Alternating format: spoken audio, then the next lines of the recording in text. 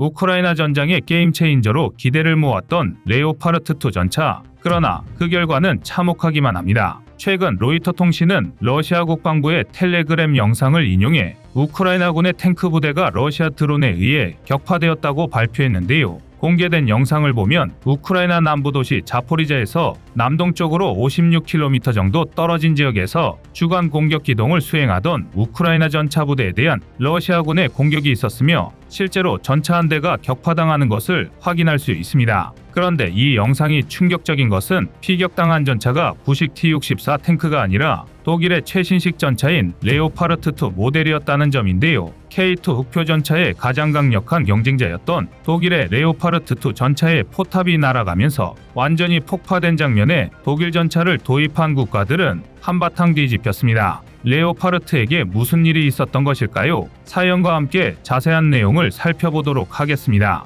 영상을 보면 길게 행렬을 찌어 움직이던 우크라이나군의 기갑부대가 러시아 드론에 포착되었고 이어지는 러시아군의 공격에 레오파르트 2 전차가 격파당해 폭발하는 모습을 확인할 수 있습니다. 사실 전쟁 발발 후 우크라이나의 탱크 손실은 지난 5월을 기준으로 527대였지만 이 중 60% 이상이 소련의 주력 전차였던 T-64 모델이었습니다. 그런데 러시아 국방부가 공개한 레오파르트 2의 격파 영상 때문에 독일과 우크라이나는 사실을 긍정도 부정도 할 수 없는 난처한 상황에 빠진 것인데요. 전차 강국 독일의 주력 전차가 전선에 투입되자마자 허망하게 격파당했다는 소식에 서방이 받은 충격은 어마어마했습니다. 그동안 독일은 살상무기 수출을 자제하는 것을 원칙으로 한다라며 러시아의 침공에 맞서 무기 지원을 요청한 우크라이나의 요청을 단칼에 거절해왔는데요. 지난 1월 21일 나토 회원국인 에스토니아가 자국에 배치된 동독제 D-30 122mm 견인포를 우크라이나에 보내겠다고 했다가 독일 총리인 올라프 슐츠까지 나서서 이를 거부한 전력이 있습니다.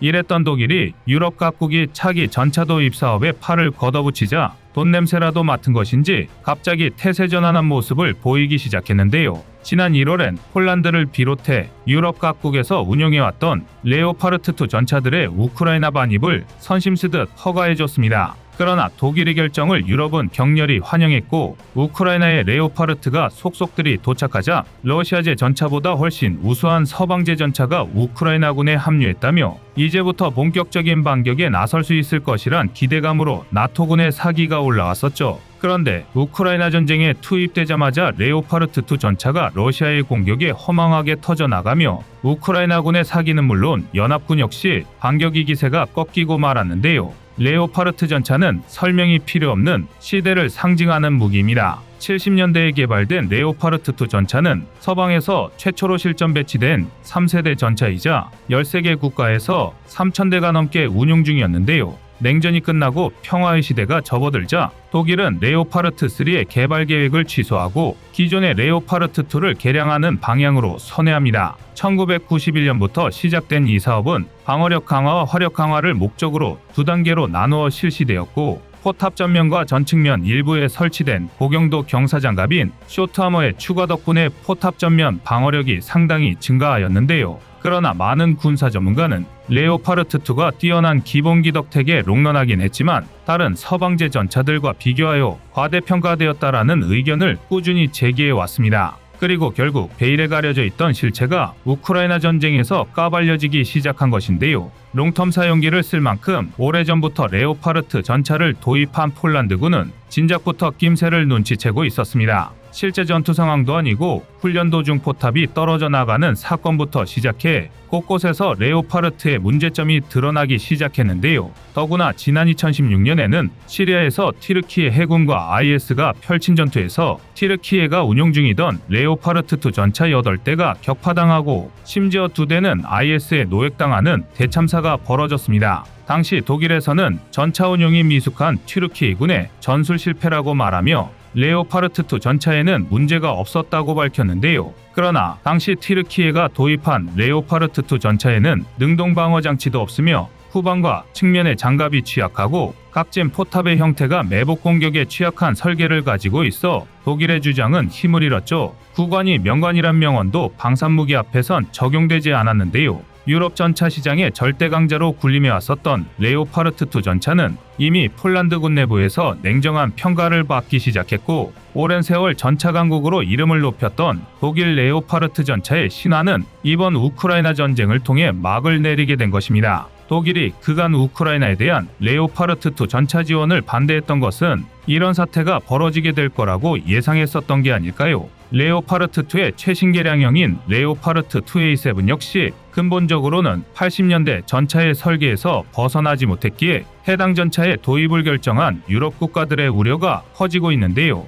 특히 얼마 전 한국의 K2 대신 레오파르트2A7을 사기로 한 노르웨이 국방부는 당장 쥐구멍이라도 찾고 싶을 정도로 당혹감을 감추지 못하고 있습니다. 노르웨이 전차 수주전 당시 K2 전차와 레오파르트2의 성능 테스트를 담당한 노르웨이 방산청에서는 K2를 구매해야 한다고 보고했지만 노르웨이 국방부는 정치적인 이유로 보고서를 묵살하고 독일 전차를 선택했었습니다. 당연히 로비오옥이 나오지 않을 수 없는데요. 이 새로운 전차는 언제 도착할지 기약도 없는 상황에서 독일 전차가 우크라이나 전쟁에서 터져나갔다는 소식이 들려오면서 노르웨이 국민 여론이 급속도로 악화되고 있는 상황입니다. 그러나 노르웨이와 다른 길을 선택했던 폴란드만큼은 이 상황을 여유롭게 바라보고 있는데요. 독일을 버리고 한국을 선택한 폴란드의 결정이 옳았다는 걸 증명해주듯 얼마 전 미국의 저명한 전차 전문가가 현대전에서 한국이 K2가 왜 가장 치명적인 무기인지 분석하는 영상을 올려 화제가 되고 있습니다.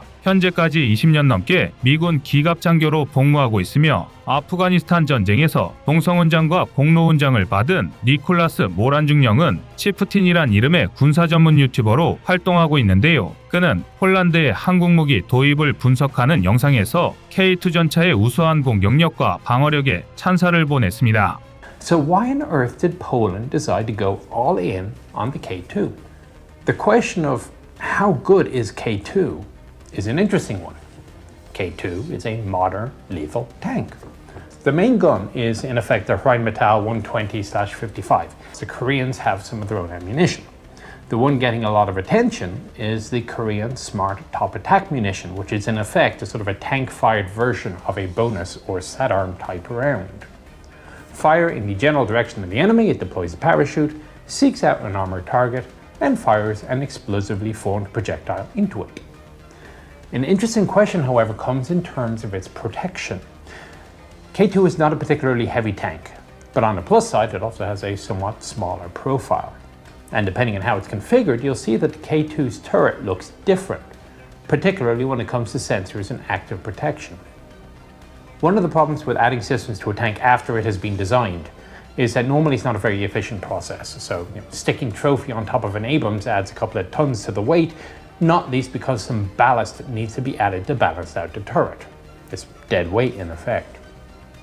이제 레오파르트2가 피격당한 영상을 다시 살펴보면 해당 전차가 어떤 무기에 파괴되었는지 우리는 알 수 없습니다. 더구나 대전차 미사일의 완벽한 방어 체계와 장갑을 갖춘 전차는 세상 어디에도 없다는 사실을 알고 있는데요. 만약 똑같은 상황을 우리 K2가 맞닥뜨렸다면 어땠을까요? 니콜라스 모란 중령과 K2를 경험해본 폴란드의 현역 전차병들은 여기에 한결같은 대답을 내놨습니다. K2 전차는 험지와 구릉이 많은 한반도의 작전 환경상 장갑과 화력, 기동성 같은 기본 성능을 갖췄을 뿐 아니라 확장성을 염두에 두고 여유있게 설계된 전차인 만큼 장갑 보강이나 회피 기동에서 훨씬 유리했을 거란 분석인데요. K2는 에이브람스나 레오파르트2 수준의 강력한 파워팩을 장착하고 있지만 60톤에서 70톤에 달하는 다른 전차들과 달리 55톤가량의 다소 가벼운 중량을 가지고 있습니다. 즉, 다른 주력 전차들과 다르게 업그레이드가 가능한 여유 중량을 가지고 있는 동시에 회피 기동에서도 최고의 기동력을 갖는다는 뜻입니다. 이는 무시할 수 없는 장점인데요. 높은 확장성으로 고객의 요구에 따라 반응장갑이나 능동방어장치, RCWS 등 다양한 장비를 추가할 수 있다는 것은 K2 전차만의 강력한 세일즈 포인트이기도 합니다. 니콜라스 모란 중령은 K2 전차를 분석하며 한국 방산업체들은 자신들의 장점을 잘 알고 있고 이를 중요한 무기 판매 전략으로 활용한다고 평가했는데요. 이러한 전략은 독일과 미국의 갑질에 시달려왔던 국가들을 감동시켜 한국 무기가 폭발적인 성장을 이루어낼 수 있는 원동력이 될 거라 확신합니다. 여러분의 생각은 어떠신가요? 이상 꺼리튜브의 두 번째 미션이었습니다.